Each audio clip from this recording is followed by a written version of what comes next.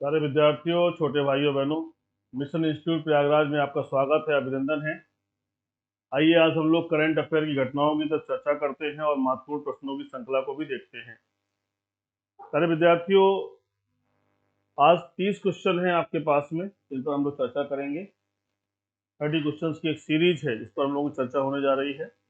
फटाफट तेजी से अपने सभी साथियों को जोड़ लीजिए, शेयर कर दीजिए, ताकि सभी लोगों तक अच्छी बातें पहुंच सकें और आने वाली परीक्षाओं की हम लोग तैयारी कर सकें। सबसे पहले आज का घटनाक्रम क्या है, इस दिशा में बातचीत करते हैं। देखिए, आज के ऐतिहासिक घटनाक्रम में आज का दिन जो है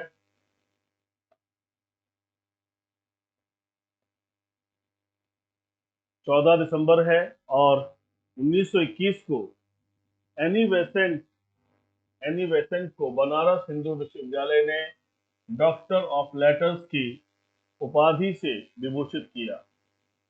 1983 में जनरल हुसैन मोहम्मद इरशाद ने खुद को बांग्लादेश का राष्ट्रपति घोषित किया। 1997 में ग्रीन हाउस के उत्सर्जन की कटौती के लिए विश्व के सभी देश सहमत हुए। क्योटो प्रोटोकॉल है ये समय, क्योटो। 2007 में बाली समझौते के प्रारूप से विवादित प्रावधान अलग किए गए। आज की महत्वपूर्ण ऐतिहासिक घटनाक्रम ये थी आपके सामने। सारे विद्यार्थियों, प्रतिदिन हम लोग चर्चा करते हैं ऐतिहासिक घटनाओं की, करंट अफेयर्स की, और साथ ही साथ हम लोग चर्चा करते हैं उन सभी बातों की जो परीक्षाओं में आती है, जैसे इंपॉर्टेंट क्वेश्चंस हैं, उन सबको लेकर हमारी सीरीज चलती है।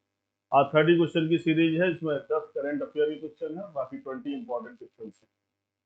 भारत की डिजिटल अर्थव्यवस्था 2017-18 में 200 अरब डॉलर से बढ़कर 2025 तक 1 ट्रिलियन डॉलर हो जाएगी। भारत में 1 अरब से अधिक मोबाइल फोन, 700 मिलियन से अधिक इंटरनेट ग्राहक। भारत ने डिजिटल कॉमर्स, डिजिटल मनोरंजन और सोशल मीडिया के उपयोग में जबरदस्त वृद्धि देखी है। वर्तमान में भारत में डेटा केंद्रों के लिए लगभग 499 मेगावाट स्थापित बिजली क्षमता है, जिसके 2023 तक 1007 मेगावाट तक पहुंचने की उम्मीद है। तो आइए महत्वपूर्ण व्यवस्था पर ध्यान दें। क्या कहा जा रहा है कि डिजिटल अर्थव्यवस्था 2017-18 में 2200 अरब से बढ़कर 2025 तक 1 ट्रिलियन डॉलर हो जाएगी। जो चीजें 2017-18 में थी, अब वो सीधे 2025 में हमारी पोजीशन क्या होने जा रही है? 1 ट्रिलियन डॉलर, 1 ट्रिलियन डॉलर होने जा रही है। दूसरा क्या है कि मोबाइल फोन्स, 1 अरब से ज्यादा मोबाइल फोन और 700 मिलियन से अधिक इंटरनेट ग्राहक, ये बहुत बड़ी बात है। हम खाली नंबर 1 जनसंख्या में ही होने नहीं जा रहे हैं, हम जो है उपभोग और उपयोग में भी बड़े होने जा रहे हैं। 1 अरब मोबाइल फोन धारक और 700 मिलियन इंटरनेट, ये सारी बातें याद रखिएगा, परीक्षा के दृष्टिकोण से इंपॉर्टेंट है। और डेटा केंद्रों की भी जो स्थिति है उसके बारे में जो क्षमता है 499 से बढ़कर के 2023 तक 1007 मेगावाट तक पहुंचने की उम्मीद है। तो ये सभी प्रश्न थे आपके डिजिटल अर्थव्यवस्था से संबंधित। सारे विद्यार्थियों, परीक्षाओं में बहुत तरह के प्रश्न आते हैं और इन सभी प्रश्नों के लिए हमें तैयार होना पड़ता है। अभी तक जिन लोगों ने मिशन इंस्टीट्यूट प्रयागराज के चैनल को सब्सक्राइब नहीं किया है, प्लीज सब्सक्राइब कर लीजिए और बेल आइकन को भी प्रेस कर दीजिए। और अगर सारी चीजें समझ में आती हैं और परीक्षा उपयोगी लगती है तो लाइक और कमेंट भी करिए। अगले घटनाक्रम पर चलते हैं। दूसरी इंपॉर्टेंट खबर क्या है आज की? कनाडा के मॉन्ट्रियल शहर में लगभग 2 सप्ताह चलने वाला जैव विविधता पर सम्मेलन शुरू हुआ है। कनाडा के मॉन्ट्रियल, ध्यान दीजिएगा, कनाडा के मॉन्ट्रियल शहर लगभग 2 सप्ताह तक चलने वाला जो जैव विविधता सम्मेलन है, उसकी बात हो रही है। सम्मेलन में भारत सहित 196 देशों के करीब 20,000 प्रतिनिधि हिस्सा ले रहे हैं। प्रतिभागियों में मंत्री, वरिष्ठ अधिकारी, पर्यावरण विशेषज्ञ और संगठनों के पदाधिकारी शामिल हैं। सम्मेलन में प्रकृति में हो रहे नुकसान को रोकने हेतु कार्य योजना बनाने का विचार होगा और इस कार्य योजना को 2030 तक पूरा करने के लिए समझौता होगा। देखिए क्या कहा जा रहा है, कहाँ हो रहा है, मॉन्ट्रियल में। मॉन्ट्रियल मॉन्ट्रियल कहाँ पर है, कनाडा में। और क्या हो रहा है, 196 कंट्रीज के सदस्य शामिल हो रहे हैं। कितने, 20,000। 20,000 प्रतिनिधि शामिल हो रहे हैं, जिसमें मंत्री भी है, अधिकारी भी है, पर्यावरण विशेषज्ञ भी है। और ये सब किस लिए हो रहा है कि प्रकृति को जो नुकसान होने की बात हो रही है, नेचर के साथ जो चीजें चल रही हैं प्रकृति के साथ, क्योंकि ये अगर नष्ट तो सब कुछ नष्ट।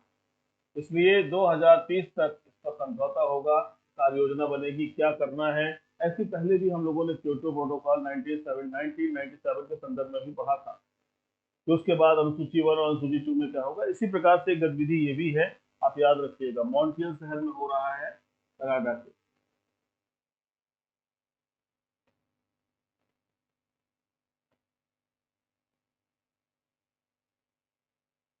आइए, भारत सरकार ने 21 ग्रीनफील्ड हवाई अड्डे की स्थापना के लिए सैद्धांतिक स्वीकृति प्रदान की है। नागरिक उड्डयन मंत्रालय में राज्य मंत्री जनरल वीके सिंह ने लोकसभा में एक प्रश्न के लिखित उत्तर में यह जानकारी दी। इनमें से 9 ग्रीनफील्ड हवाई अड्डे परिचालन में आ चुके हैं। देखिए, 21 ग्रीनफील्ड हवाई अड्डे की बात हो रही है, ये स्थापना की जा रही है, और 9 ग्रीनफील्ड हवाई अड्डे की बात हो रही है। ग्रीनफील्ड हवाई अड्डे नॉर्मल जो हमारे एयरपोर्ट होते हैं उनसे काफी दूर इनको बनाया जाता है, लगभग 150 किलोमीटर दूर, और सुविधाओं और सारी चीजों के दृष्टिकोण से महत्वपूर्ण होते हैं। इनके लिए हमारे यहाँ पर जनरल वीके सिंह जो राज्य मंत्री हैं नागरिक उड्डयन मंत्रालय में, उन्होंने इसके बारे में जानकारी दी है। तो याद रखिएगा, कितने ग्रीन फील्ड बना रहे हैं, तो वो है संख्या 21। 9 कितने हैं, 9 परिचालन में।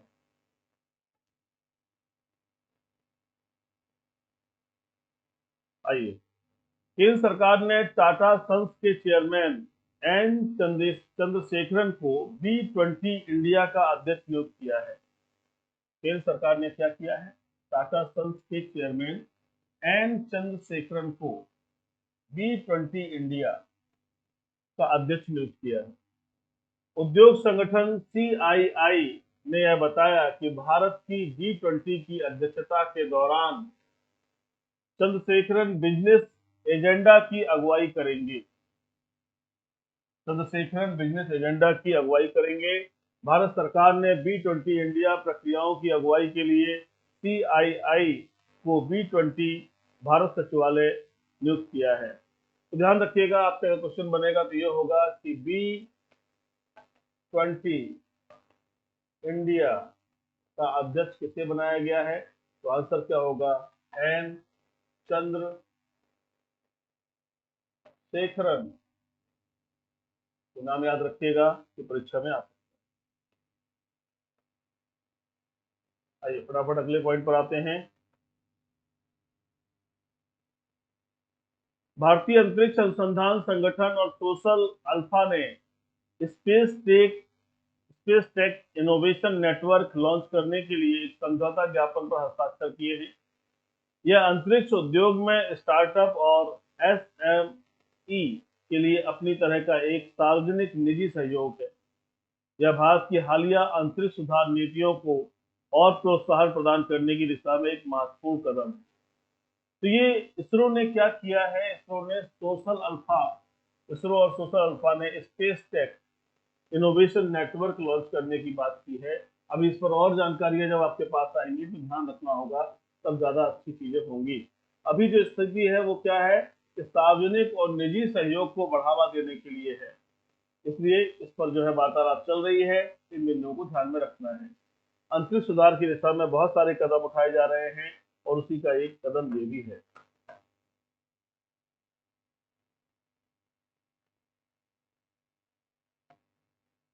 फिनटेक कंपनी स्पाइस मनी ने निजी क्षेत्र के बैंक एक्सिस बैंक के साथ करार किया है।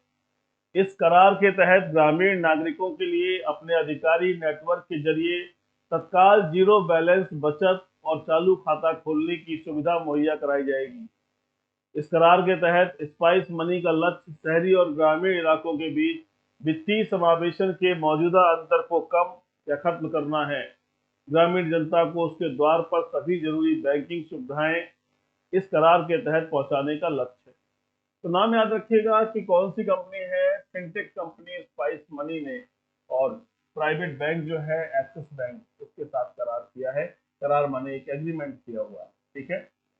उद्देश्य क्या है कि द्वार पर सभी बैंकिंग सुविधाएं पहुंच सके, यानी बैंक आपके घर के पास हो, बैंक आपके दरवाजे पे खड़ा हो, ये सुविधा है। तो एक बड़ा लक्ष्य है और सभी को जोड़ने का लक्ष्य है, वित्तीय समावेशन का उद्देश्य है। ध्यान रखिएगा इन बातों को। प्यारे विद्यार्थियों, जो जानकारियां मैं आप तक पहुंचा रहा हूं आने वाले समय में वो सभी परीक्षाओं के दृष्टिकोण से बहुत इंपॉर्टेंट है। जब आप लगातार पढ़ते रहेंगे, चीजों को कलेक्ट करते रहेंगे, तो एक समय आपके पास ज्ञान का एक अच्छा खासा भंडार होगा और सभी क्वेश्चंस में, चाहे वो स्टेटमेंट पर बेस्ड हो, चाहे सीधे फैक्चुअल हो, आपको बन जाएंगे और आपको लगेगा कि आपने आसानी से तैयार कर लिया। आइए देखते हैं अगली इंपॉर्टेंट खबर। संयुक्त राष्ट्र के खाद्य और कृषि संगठन ने रोम, इटली में अंतर्राष्ट्रीय बाजरा वर्ष 2023, ये इंपॉर्टेंट हो सकता है, बाजरा वर्ष 2023 के उद्घाटन समारोह का आयोजन किया है। भारत मोटे अनाज की खेती को बढ़ावा देगा। इसके साथ ही पौष्टिक माने जाने वाले मोटे अनाजों की सेवन को बढ़ावा देने के अभियान भी चलाएगा। तो संयुक्त राष्ट्र के खाद्य एवं कृषि संगठन, फूड एंड एग्रीकल्चर ऑर्गेनाइजेशन, इसका मुख्यालय रोम में है। इसने क्या किया है, अंतर्राष्ट्रीय बाजरा वर्ष 2023, ध्यान दीजिएगा, बाजरा वर्ष का उद्घाटन किया है समारोह का, और भारत भी इस चीज में बढ़ावा देगा। मोटे अनाज फाइबर से युक्त होते हैं, मोटे अनाज का पाचन पर बहुत अच्छा प्रभाव पड़ता है, और इसी उद्देश्य से तो आपसे पूछा जाए कि बाजरा वर्ष 2023 कहां पर इस समारोह का आयोजन हुआ, तो उत्तर हो जाएगा रोम। और किसके उसमें, FAO, food and agriculture organization. ध्यान रखिएगा इस प्रश्न को।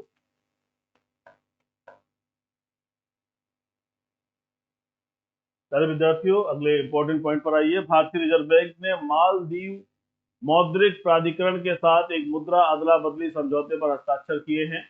इस समझौते से मालदीव मौद्रिक प्राधिकरण आरबीआई से अधिकतम 200 मिलियन डॉलर तक की राशि किस्तों में निकाल सकता है। यह समझौता अल्पकालिक विदेशी मुद्रा लिक्विडिटी आवश्यकताओं के लिए वित्त पोषण के बैकस्टॉप लाइन के रूप में स्वैप समर्थन प्रदान करेगा। तो आपको इतना बस याद रखना है यहाँ पर कि भारत के और मालदीव के बीच मौद्रिक प्राधिकरण के बीच एक समझौता हुआ है, जिसमें अधिकतम जो है 200 मिलियन डॉलर तक की राशि के बारे में किसी किस्तों में निकाला जा सकता है, ये बात आई है। तो ये मनी याद रखिएगा, समझौता किन के बीच हुआ है ये भी याद रखिएगा, इस दोनों बातों को ध्यान रखिएगा।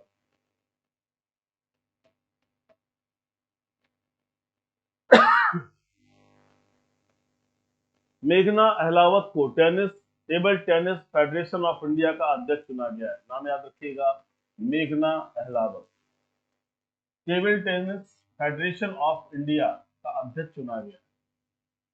मेघना अहलावत इसकी पहली महिला अध्यक्ष चुनी गई है। 8 बार के राष्ट्रीय चैंपियन कमलेश मेहता ने टीटीएफआई यानी table tennis federation of India के नए महासचिव के रूप में पदभार ग्रहण किया है। तो ये नाम याद रखिएगा कि कमलेश मेहता जो 8 बार के चैंपियन हैं, वो जो है इसके महासचिव के रूप में आए हैं। और पटेल नागेंद्र रेड्डी को कोषाध्यक्ष के रूप में बनाया गया है। तो ये अपॉइंटमेंट बहुत इंपॉर्टेंट, इसे याद रखिएगा, और अगर करना चाहते हैं तो कमलेश मेहता का नाम भी याद रखिएगा। तो मेघना अहलावत, अपने हाथ से एक बार चीजों को लिखते रहिए और उससे अच्छा रहेगा। कमलेश मेहता, ये दोनों नाम, ये प्रेसिडेंट के लिए, ये जनरल सेक्रेटरी।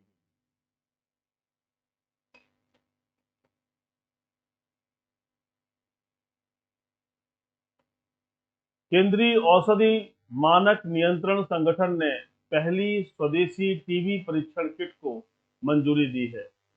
तपेदिक का पता लगाने के लिए पुणे स्थित माय लैब के परीक्षण किट टीबी निदान के लिए अनुमोदित होने वाली भारत में निर्मित पहली परीक्षण किट बन गई है।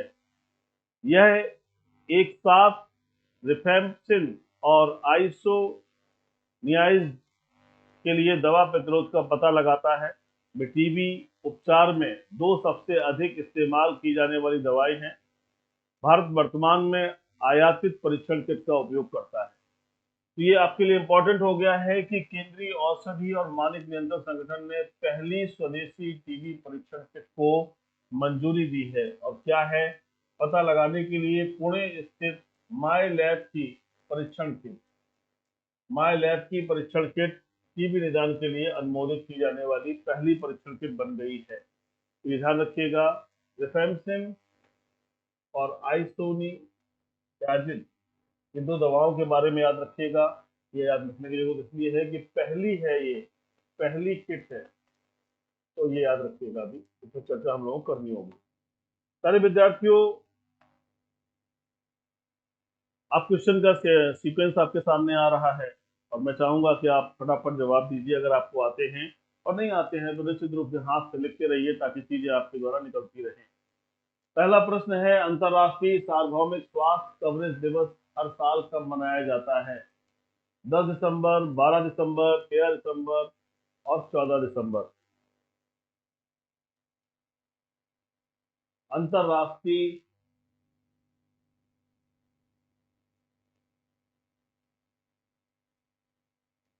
अंतर्राष्ट्रीय सार्वभौमिक स्वास्थ्य कवरेज दिवस, फटाफट जवाब दीजिए अगर आपको आता है। सारे विद्यार्थियों, इसका सही आंसर है आपका 12 दिसंबर। 12 दिसंबर को मनाया जाता है, ये याद रखिएगा।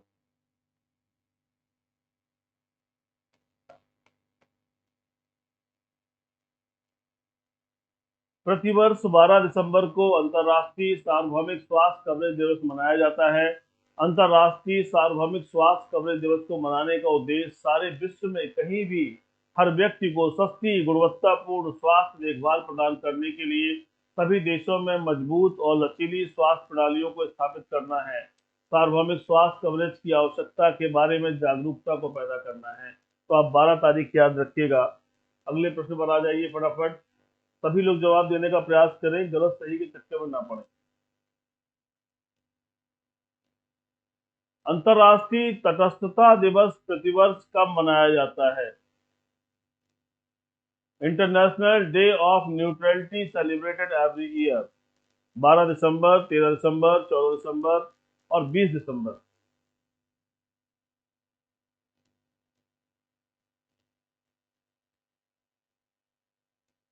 फटाफट जवाब दीजिए सारे विद्यार्थियों। इसका भी आंसर 12 दिसंबर है। याद रखिएगा कि अंतर्राष्ट्रीय न्यूट्रलिटी दिवस कब मनाया जाता है? 12 दिसंबर को।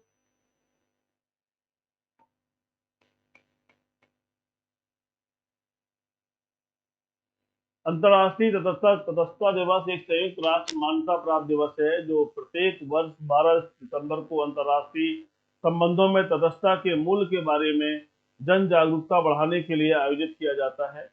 यह आधिकारिक तौर पर फरवरी 2017 में अपनाए गए संयुक्त राष्ट्र महासभा के प्रस्ताव द्वारा घोषित किया गया और पहली बार 12 दिसंबर 2017 को मनाया गया। तो अगर कुछ इसमें याद करने लायक चीजें हैं तो वो आपकी कौन सी चीजें, ध्यान दीजिएगा।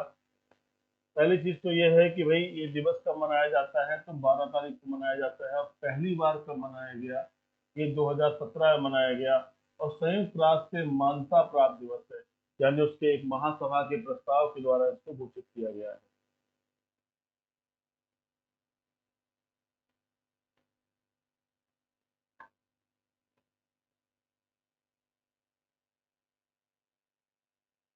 भारत किस वर्ष तक आठवां सबसे बड़ा विज्ञापन बाजार आठवां सबसे बड़ा विज्ञापन बाजार बन जाएगा? Option A 2023, option B 2024, option C 2025, option D 2026। Bharat किस वर्ष तक आठवां सबसे बड़ा विज्ञापन बाजार बन जाएगा?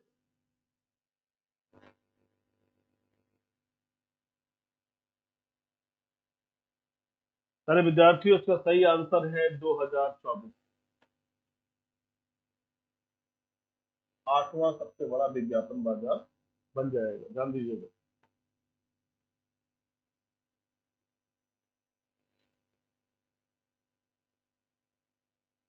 हाल ही में ग्रुप एम ने अपने this year next year 2022 report में भारत को वैश्विक स्तर पर 9वें सबसे बड़े विज्ञापन बाजार के रूप में स्थान दिया है।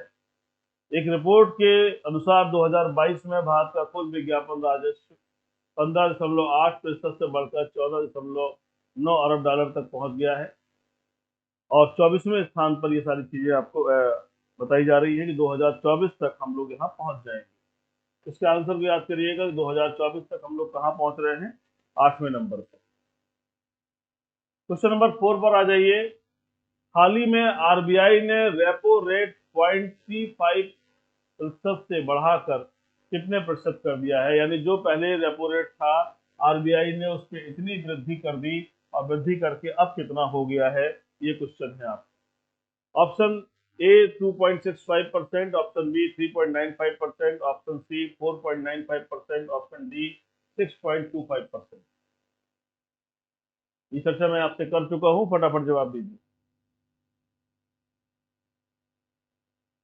सारे विद्यार्थियों, इसका सही आंसर है 6.25%। 6.25%। आज रेपो की बात हो रही है, रेपो रेट, ठीक, ध्यान रखिएगा।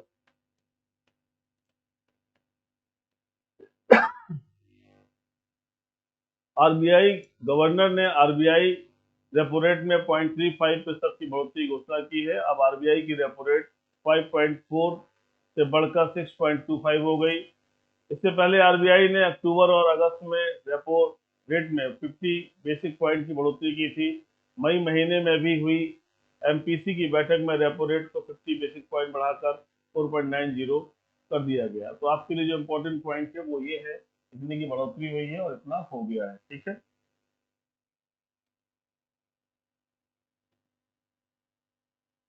इतना हो गया है, ध्यान रखिएगा। अगला क्वेश्चन आ गया आपके पास। हाल ही में गूगल ने किस देश में गलत सूचना विरोधी अभियान शुरू किया है? हाल ही में गूगल ने क्या किया है? गलत सूचना विरोधी अभियान। Option A India, option B Japan, option C Bangladesh, option D Pakistan.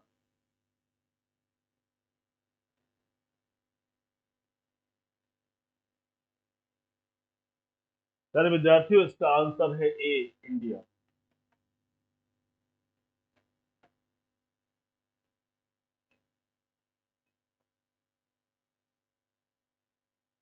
हाल ही में गूगल ने भारत देश में गलत सूचना विरोधी अभियान शुरू किया। इस पहल के तहत गूगल प्री बैंकिंग वीडियो का उपयोग करेगी। प्री बैंकिंग वीडियो व्यापक होने के से पहले झूठे दावों का मुकाबला करने के लिए डिजाइन किए गए हैं। इसका उपयोग यूट्यूब प्लेटफॉर्म और अन्य सोशल मीडिया साइटों पर भी किया जाएगा। तो ध्यान दीजिएगा कि प्री बैंकिंग वीडियोस की बात हो रही है और गूगल ने गलत सूचना विरोधी अभियान भारत में शुरू किया है। एक क्वेश्चन आपका यहाँ से बनता है, इसको याद रखिएगा। कहाँ किया है? भारत में किया।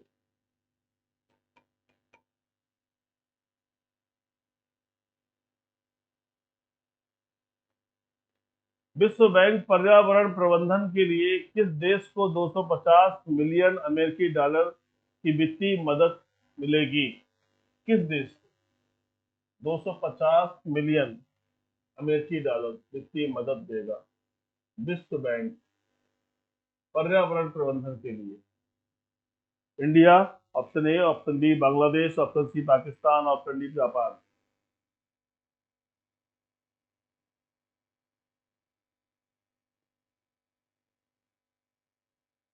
सारे विद्यार्थियों, इसका सही आंसर है बांग्लादेश। याद रखिएगा, क्या है? बांग्लादेश। इसको मदद दी जा रही है, कितने की? 250 मिलियन अमेरिकी डॉलर। कौन दे रहा है? विश्व बैंक। और ये क्या हो रही है? मदद।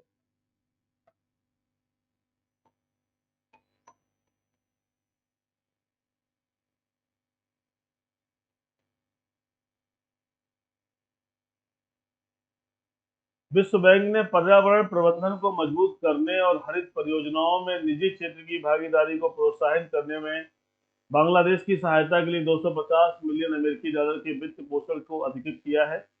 बांग्लादेश पर्यावरण स्थिरता और परिवर्तन परियोजना यदि सफलतापूर्वक कार्यान्वित की जाती है तो ग्रेटर ढाका और उससे आगे के 21 मिलियन से अधिक लोगों को लाभान्वित करते हुए महत्वपूर्ण पर्यावरणीय चुनौतियों का सामना करने में देश की सहायता करेगी। तो ये एक योजना है, इसके लिए मैंने आपको आंसर बताया है, ध्यान रखिएगा। इसका आंसर आपका होगा बांग्लादेश, यही दिमाग में रखना है।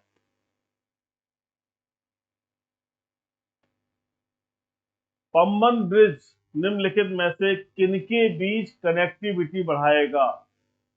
अच्छा प्रश्न है, बहुत अच्छा प्रश्न है। पंबन ब्रिज निम्नलिखित में से किसके बीच कनेक्टिविटी बढ़ाएगा?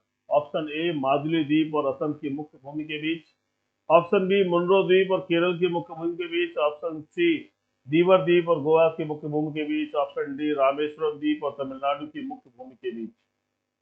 बहुत अच्छा प्रश्न है, फटाफट जवाब दीजिए।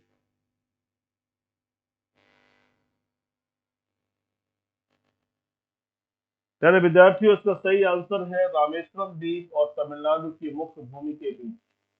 याद रखिएगा, अच्छा प्रश्न है, बहुत इंपॉर्टेंट क्वेश्चन है, बहुत ज्यादा संभावना है आगे की परीक्षाओं में आपको दिखेगी।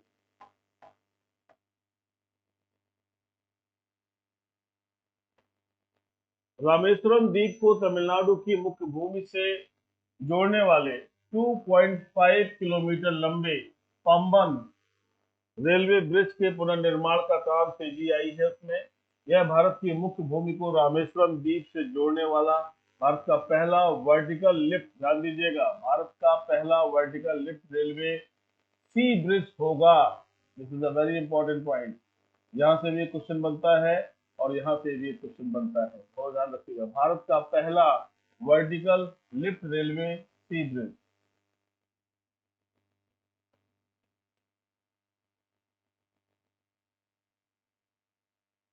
सारे विद्यार्थियों, छोटे भाइयों बहनों, जिन्होंने अभी तक मिशन इंस्टीट्यूट प्रयागराज के चैनल को सब्सक्राइब नहीं किया है, प्लीज सब्सक्राइब कर लीजिए, बेल आइकन को भी प्रेस कर दीजिए, और अगर आपको समझ में आती है चीजें तो कमेंट भी जरूर करिए। अगर कुछ सुधार आपको लगता है तो वही बताइए, क्योंकि ये एक फास्ट पेज है। मेरा उद्देश्य है कि करंट क्वेश्चन है उनकी चर्चा कर सकूं, इंपॉर्टेंट क्वेश्चन की चर्चा कर सकूं, जिन्हें पढ़ाया है उन पर एक बार रिविजन करा सकूं, इसीलिए फास्ट चल रहा है सब कुछ।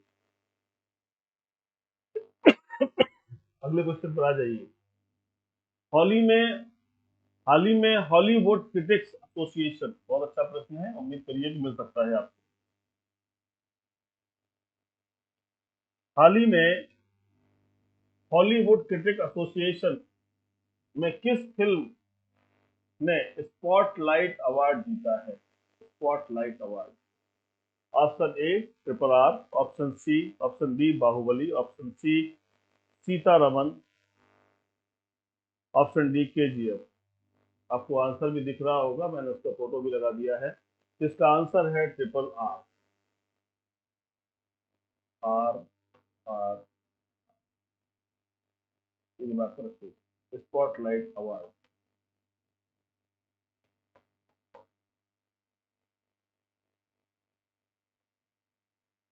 निर्देशक एस एस राजामौली, इनका नाम याद रखिएगा। न्यूयॉर्क फिल्म क्रिटिक्स सर्कल में सर्वश्रेष्ठ निर्देशक का पुरस्कार जीता है। जीतने के बाद आरआरआर ने हॉलीवुड क्रिटिक्स एसोसिएशन में स्पॉटलाइट अवार्ड जीता है। एंजेला वेसेट और रियान जॉनसन के साथ आरआरआर के कास्ट एंड क्रू को लॉस एंजल्स में 6वें एचसीए फिल्म अवार्ड्स में पुरस्कार प्रदान किया जाएगा। कहाँ होगा? लॉस एंजल्स में, और 6वें एचसीए अवार्ड्स मिलेंगे। ये क्वेश्चन 2-3 तरह के बनते हैं, डायरेक्टर का नाम, फिल्म का नाम, कौन सा अवार्ड है, कहाँ आयोजन हो रहा है, इसको याद रखिए।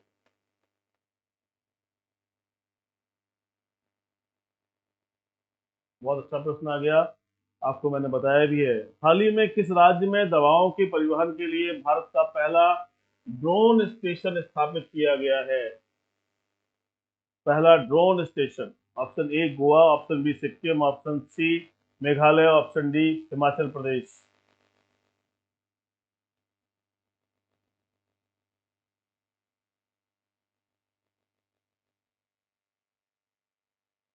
प्यारे विद्यार्थियों, इसका सही आंसर है मेघालय। इस पर मैं चर्चा कर चुका हूं, याद रखिएगा मेघालय। ड्रोन, मेडिसिन, ये सब बातें दिमाग में रखिएगा।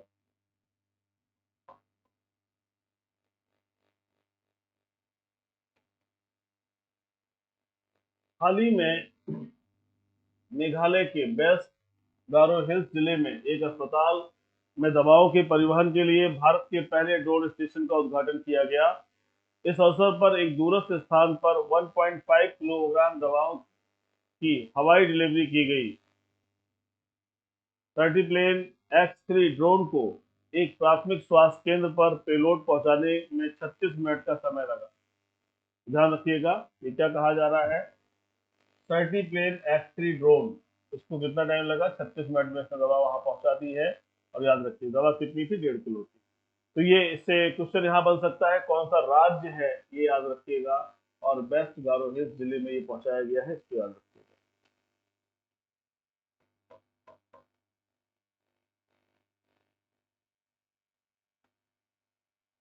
आवास जीवन के अधिकार का एक अनिवार्य हिस्सा है।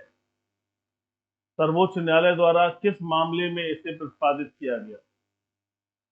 ऑप्शन ए केशवानंद भारती वाद, ऑप्शन बी मिनर्वा मिल वाद, ऑप्शन सी मेनका गांधी वाद, ऑप्शन डी ओल्गा टेलिस बनाम बॉम्बे नगर निगम वाद।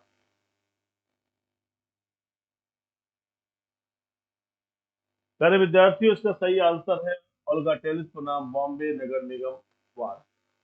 इसमें आवास के संदर्भ में अधिकार की बात की गई है। आश्रय का अधिकार, आवास का अधिकार, ये बातें आई हैं, ध्यान दीजिएगा। हाल ही में पुलिस के द्वारा बुलडोजर से एक घर गिराए जाने के बाद मामले की सुनवाई के दौरान पटना उच्च न्यायालय ने पटना शहर के एक थाने के पुलिस अधिकारी को उनके कार्यक्षेत्र के अतिक्रमण के लिए दोषी ठहराया। ओल्गा टेलिस बनाम म्यूनिसिपल कॉर्पोरेशन मुंबई के वाद में सुप्रीम कोर्ट की 5 न्यायाधीशों की बेंच ने फैसला सुनाया था कि आवास जीवन के अधिकार का एक अनिवार्य हिस्सा है। आवास जीवन के अधिकार का एक अनिवार्य हिस्सा है, यानी आर्टिकल 21 में आता है ये। इसको याद रखिएगा। केस इंपॉर्टेंट है, क्लासेस में इसकी चर्चा होती है और उसके बाद आपको ध्यान रखना भी होगा। तो ये अभी जो बुलडोजर की घटनाएं बहुत ज्यादा हो रही है, उसी को लेकर के न्यायालय का निर्णय है।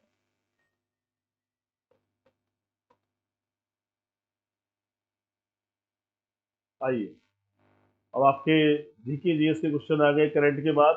20 क्वेश्चन और शेष हैं, फटाफट तेजी से जवाब दीजिए। फटाफट तेजी से जवाब दीजिए, ठीक है? जो भी प्रश्न आता है उसको बताइए, नहीं आता है तो कोई बात नहीं, प्रयास करिए। 1799 ईस्वी में महाराजा सवाई प्रताप सिंह ने किस भारतीय स्मारक का निर्माण कराया? Option A Mysore palace, option B Leh palace, option C Mattancherry palace, option D Hawa महल।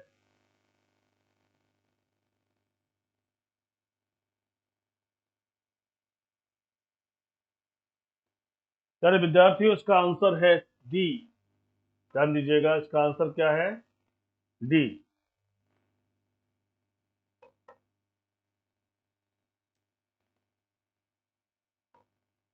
इसका आंसर है डी, हवा महल। ये 1799 ईस्वी में सवाई राजा प्रताप सिंह जी ने ये काम किया, ये बनवाया हवा महल। आप जाएंगे, हवा महल कहाँ है? जयपुर में है। इन्होंने गोविंद जी का मंदिर भी बनवाया, गोविंद जी का मंदिर, और पहाड़ी के ऊपर एक हौज का निर्माण करवाया, हौज। तो ये एक इंपॉर्टेंट क्वेश्चन है, ध्यान रखिएगा। जयपुर को ही क्या बोलते हैं? पिंक सिटी बोलते हैं। आइए अगले महत्वपूर्ण प्रश्न में चलते हैं, क्योंकि रिवीजन पेज है, बहुत ज्यादा टाइम इसमें इन्वेस्ट नहीं करना हम लोग, फटाफट चीजों को देखना है और उनके जवाब देने हैं। अर्थव्यवस्था की एक ऐसी स्थिति को क्या कहा जाता है जिसमें एक खरीदार हो और कई विक्रेता हो? एकाधिकार, ऑप्शन बी अल्पाधिकार, ऑप्शन सी एक क्रेता अधिकार, ऑप्शन डी पूर्ण प्रतियोगिता।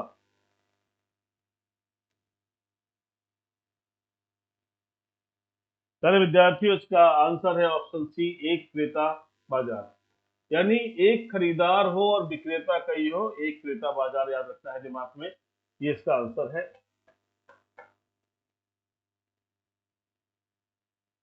फटाफट जवाब दीजिएगा, टाइम बिल्कुल भी वेस्ट नहीं करना है। निम्नलिखित में से किस देश में दुनिया की सबसे बड़ी संसद है? सबसे बड़ी संसद। ऑप्शन ए चीन, option B UK, option C Japan, option D India.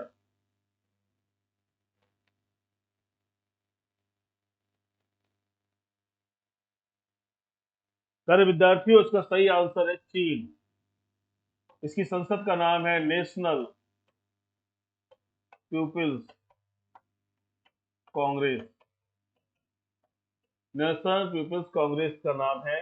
देखिए, चित्र के माध्यम से आपको दिखाया जा रहा है, सबसे बड़ी संसद माना जाता है।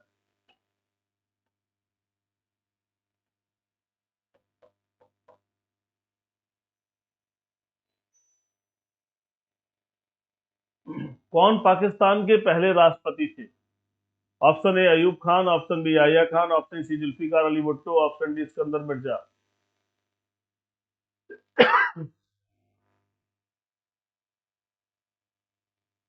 प्यारे विद्यार्थियों, ये इसका आंसर है सिकंदर मिर्जा।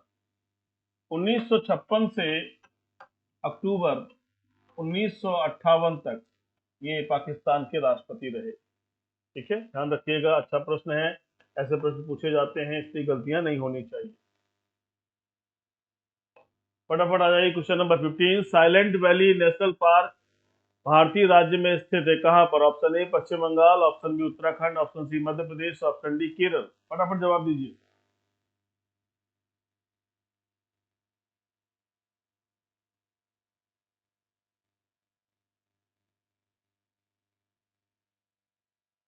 प्यारे विद्यार्थियों, Silent Valley National Park Kerala में है। और केरल का कौन सा जिला है? पालक्कड़ जिला है। पालक्कड़ जिला, ध्यान दीजिएगा। 1984 में इसे नेशनल पार्क,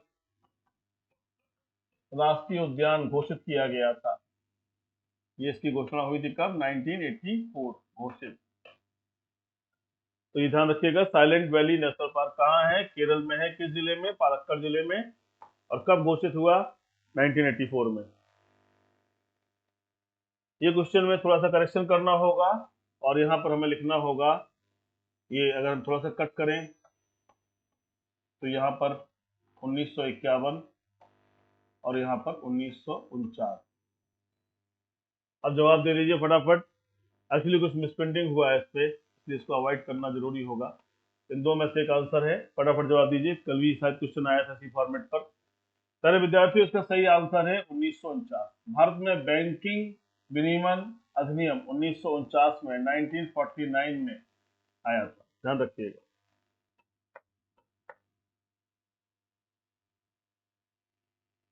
अच्छा प्रश्न आ गया आपके पास विज्ञान का। सिरका में मुख्य रूप से कौन सा रसायन मौजूद होता है? सिरका में,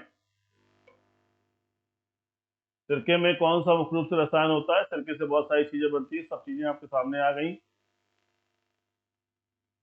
option A formic acid, option B malic acid, option C sulphuric acid, option D ethanoic acid.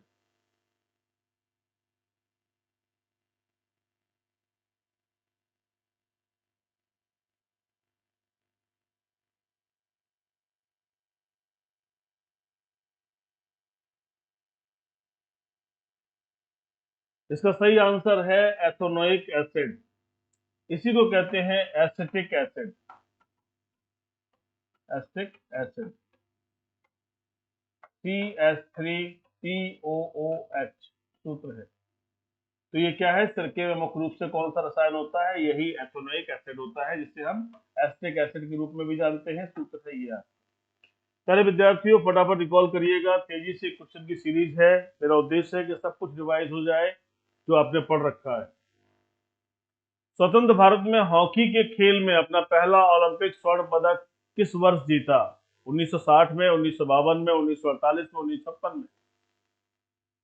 फटाफट जवाब दीजिए।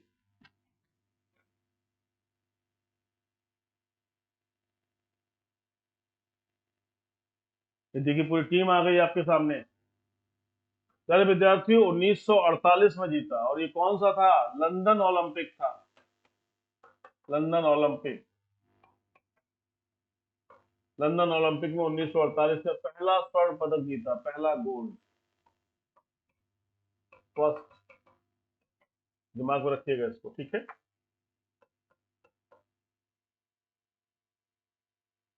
क्वेश्चन नंबर 19 पर आ जाइए।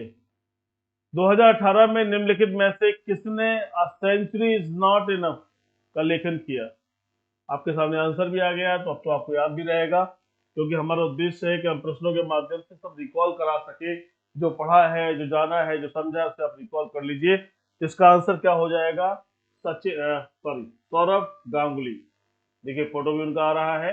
इसका आंसर हो जाएगा सौरव गांगुली, ठीक है।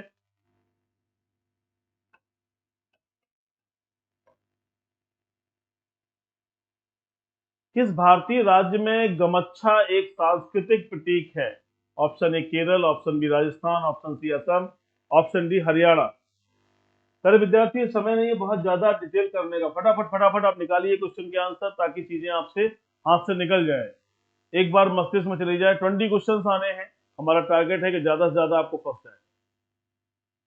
किस भारतीय राज्य में गमच्छा, गमच्छा एक सांस्कृतिक प्रतीक है? Option A Kerala, option B Rajasthan, option C Assam, option D Haryana. सारे विद्यार्थियों, इसका सही आंसर क्या है, फटाफट बताइए।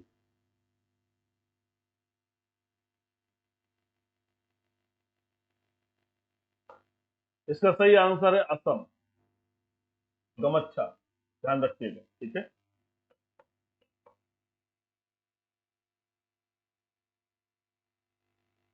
चलिए, अच्छा प्रश्न विज्ञान का फिर आगे आपके सामने। एस्कॉर्बिक एसिड का लोकप्रिय नाम क्या है? Vitamin C, vitamin B 12, vitamin K, vitamin A. Ascorbic acid बहुत कॉमन क्वेश्चन है प्यारे विद्यार्थियों। इसका आंसर है विटामिन सी। बहुत आपने पढ़ रखा है विटामिन सी की कमी से क्या होता है, विटामिन सी से कौन सी समस्याएं आती हैं। विटामिन सी जो है उसी को बोलते हैं एस्कॉर्बिक एसिड। और ये जो है मसूड़े, मसूड़े जो है उनसे खून आने लगता है ना, पायरिया जैसी बीमारी हो जाती है। कोई घाव हो गया है तो वो भरता नहीं है, भरता नहीं है ना। खट्टी चीजों में, खट्टी चीजों में ये मिलते हैं, ये विटामिन मिलता है। ध्यान रखिए कि विटामिन सी, एस्कॉर्बिक एसिड, मसूड़े में खून आने लग जाता है, पायरिया जैसी बीमारी हो जाती है, घाव हो जाते हैं तो भरता नहीं। फटाफट याद करिए, फटाफट जवाब दीजिए। चलिए नेक्स्ट क्वेश्चन पर आ जाइए। Question number 22। उस ग्राफ को क्या नाम दिया गया है जो दो वस्तुओं के उन सभी संयोजनों को दर्शाता है जिसमें एक उपभोक्ता किसी बाजार मूल्य पर और आर्थिक दृष्टि से आय के विशेष आय स्तर के भीतर खर्च कर सकते हैं? आइसो कोस्ट रेखा, आपूर्ति वक्र, बजट रेखा, मांग वक्र।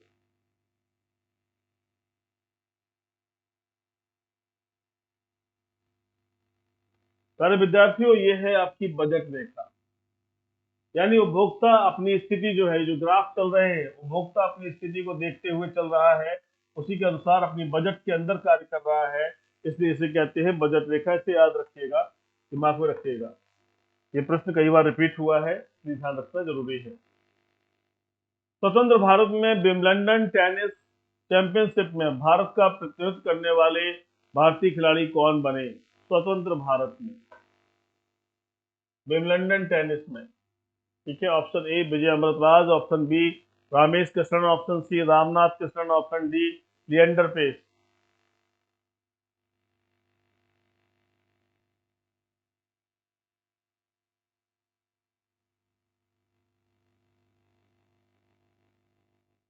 सारे विद्यार्थियों, इसका आंसर है रामनाथ कृष्णन। 17 साल की आयु में शामिल हुए थे, 17 वर्ष के थे ये शामिल हुए थे, तो याद रखिएगा इनका नाम। स्वतंत्र भारत की बात हो रही है और विंबलडन टेनिस चैंपियनशिप की बात हो रही है।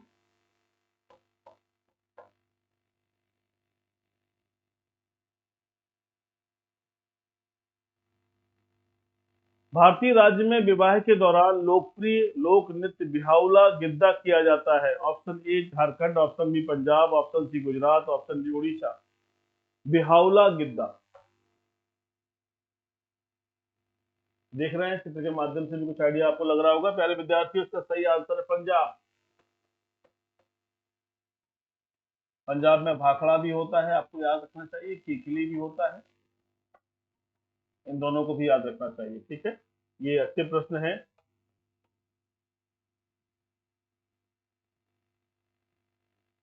निम्नलिखित में से किस भारतीय मूल के व्यक्ति को प्रतिष्ठित पुलित्जर पुरस्कार सबसे पहले प्राप्त हुआ? पुलित्जर पुरस्कार सबसे पहले प्राप्त हुआ कौन सा व्यक्ति है? Siddhartha Mukherjee, option B Jhumpa Lahiri, option C Geeta Anand, option D Govind Bihari लाल।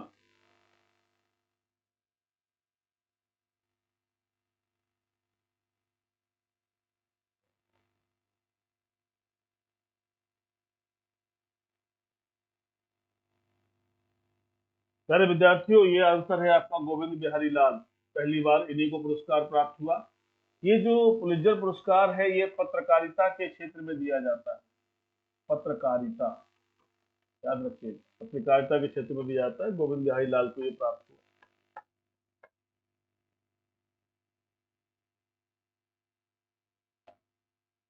श्रीलंका की संसद में कितने सदस्य होते हैं? Option A 215, option B 232, option C 225, option D 210।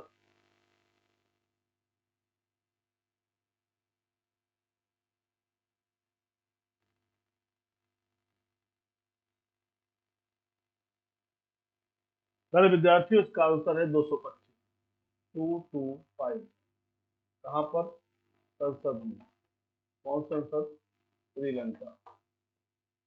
बहुत ही तकलीफों से गुजरा है, अभी भी समस्याओं का सामना कर रहा है श्रीलंका।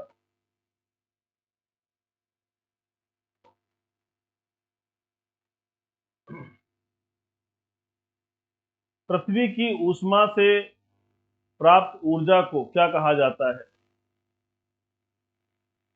ज्वारीय ऊर्जा, भूतापीय ऊर्जा, बायोगैस, सौर ऊर्जा।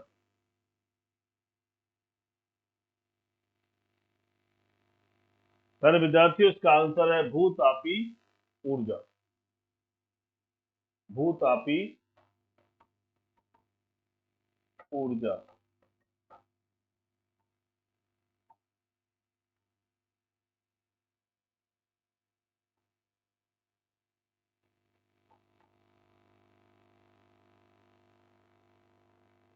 फटाफट आ जाइए और बताइए, भारत में 24 जनवरी को कौन किस दिवस के रूप में मनाया जाता है? 24 जनवरी। आपके आंसर भी आपके सामने दिख रहा है, इसलिए आपको जरूर बन जाएगा। दिख रहा है आपके सामने। अरे विद्यार्थियों, ये है राष्ट्रीय बालिका दिवस। 24 जनवरी को क्या मनाते हैं? राष्ट्रीय बालिका दिवस मनाया जाता है। 11 अक्टूबर को अंतरराष्ट्रीय बालिका दिवस मनाया जाता है। ठीक है, तो ये 24 तारीख याद रखिएगा, परीक्षाओं के लिए इंपॉर्टेंट है।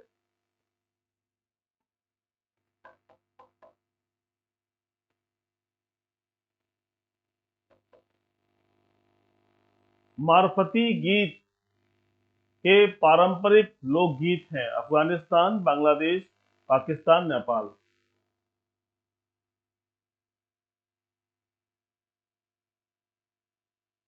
सेकंड लास्ट क्वेश्चन आज का।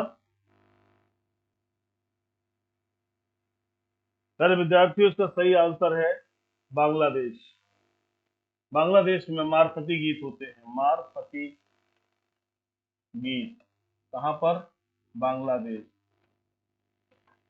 ध्यान रखिएगा। यहाँ पर भटियाली और बाउल, ये भी यहाँ के गीत हैं। यहाँ की परंपरा है, संस्कृति है। ध्यान रखिएगा, मारफती आता है तो बांग्लादेश लगाना। Last question of the day.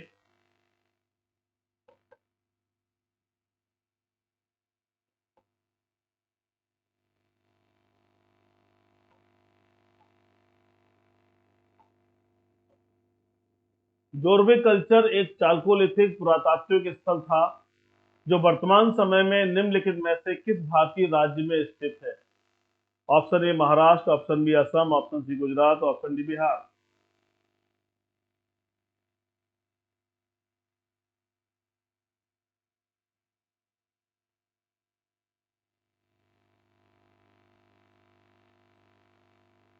सारे विद्यार्थियों, इसका आंसर है महाराष्ट्र।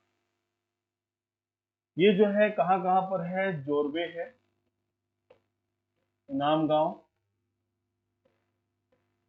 नवदा टोली। ये स्थान याद रखिएगा, जोरबे कल्चर से जुड़े हुए स्थान है, परीक्षा में पूछे जाते हैं, याद रखिएगा।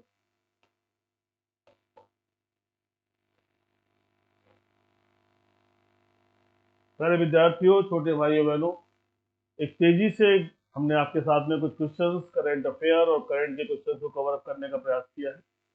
फटाफट तेजी से जवाब आपको देना चाहिए। जो भी प्रश्न आपके सामने आए तुरंत एक्टिव रहिए। एग्जाम के बहुत कम दिन बचे हैं, काउंटडाउन एक तरह से शुरू हो गया है। आपको जो बच्चे इस दिशा में प्रयास कर रहे हैं, बराबर तैयारी बने रहें, क्योंकि अगर आप कंसंट्रेट नहीं करेंगे, चीज़ों को नहीं देखेंगे, तो परीक्षा में प्रश्न आपके उतने अच्छे नहीं हो पाएंगे। और पूरे भारत का एग्जाम है, पूरे भारत से लोग आएंगे, जो देश सेवा के लिए तत्पर हैं वो आएंगे। अन्य सभी परीक्षाओं में भी बहुत सारे विद्यार्थी अपेयर होते हैं जो लगातार मेहनत करते हैं, तो आपको भी उसके लिए उसी प्रकार से लगना होगा। तो आज ये घटनाक्रम यहीं तक था। अपना ख्याल रखिए, पढ़ाई लिखाई करते रहिए, मन से, आत्मा से, आत्मविश्वास से भर जाइए। कहीं से आप किसी से कमजोर नहीं हैं। आपको एक जॉब लेनी है और आपको ये प्रयास करना है कि मुझे कोई कमी अपने आप में नहीं छोड़नी, ताकि कल के दिन मुझे इस बात का अफसोस ना हो कि मैं पढ़ नहीं पाया, मैंने मेहनत नहीं की, मैंने अपने साथ ही गलत किया और अपने परिवार को धोखा दिया। इसलिए कोशिश करिए खुश होकर के, पूरे आत्मबल के साथ, आत्मसम्मान, स्वाभिमान के साथ बैठ करके पूरे ताकत के साथ पढ़िए, अच्छी तरह से पढ़िए, खुश होकर पढ़िए। अपना ख्याल रखिए। जय हिंद।